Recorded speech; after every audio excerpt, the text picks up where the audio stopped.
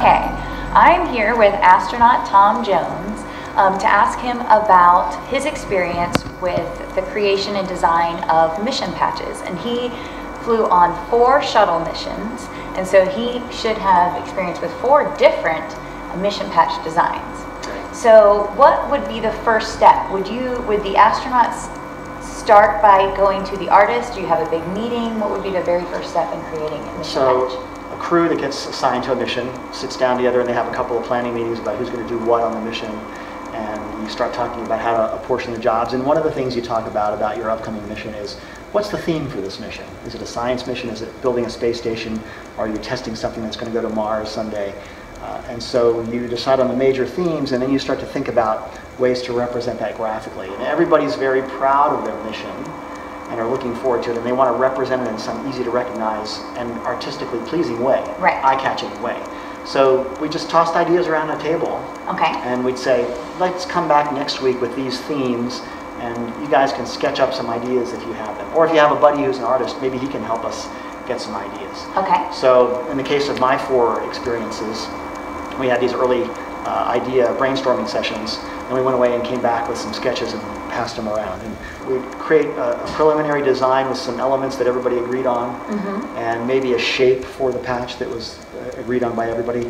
And then you can go to just a friend who's a good artist, and he would create a design that would come back to you for crew approval. So this one was a design that we thought about as a crew. We had a payload called the Space Radar Laboratory that was going to be scanning the Earth with a radar digital camera. So we used the yellow golden emblem of the astronaut corps, which is the star, the trident, and the halo. It's an orbit, really. And that's the symbol of the astronaut corps. So to show that this was a human spaceflight mission, we put that in there. We have our space shuttle, which was carrying the Space Radar Lab, SRL-1. And that's the radar beam, the astronaut emblem we used to create a radar beam touching the surface of the Earth. Obviously, the Earth is a big focus of our mission because it was an Earth science mission. And then STS-59 was the number of our shuttle mission.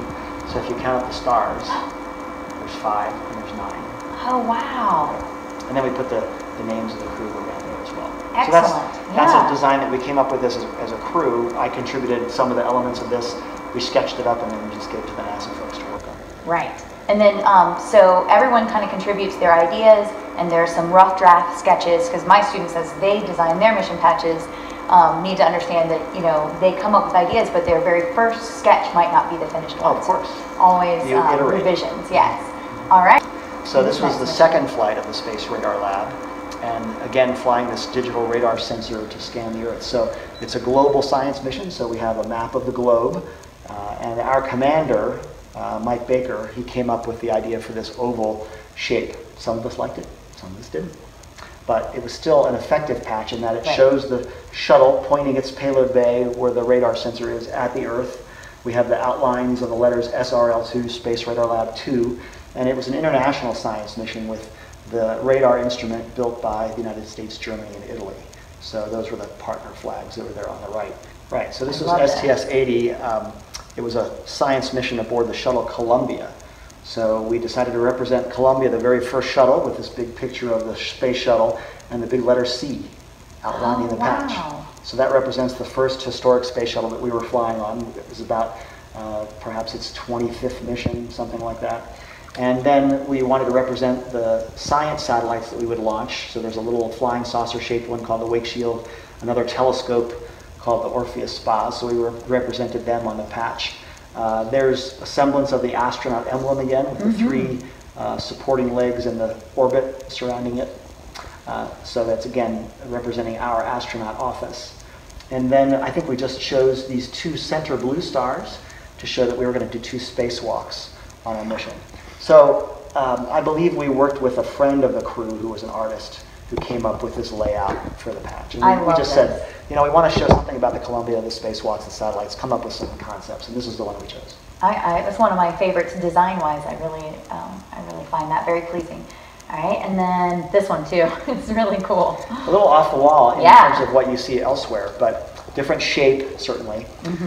This was a mission to the International Space Station to help assemble that orbiting laboratory and outpost. And our mission was to deliver the Destiny Laboratory the U.S. Science Lab to the space station. So it's a big element of the patch. You see the cylinder-shaped module there that we're going to take up on the shuttle Atlantis at the base of the patch.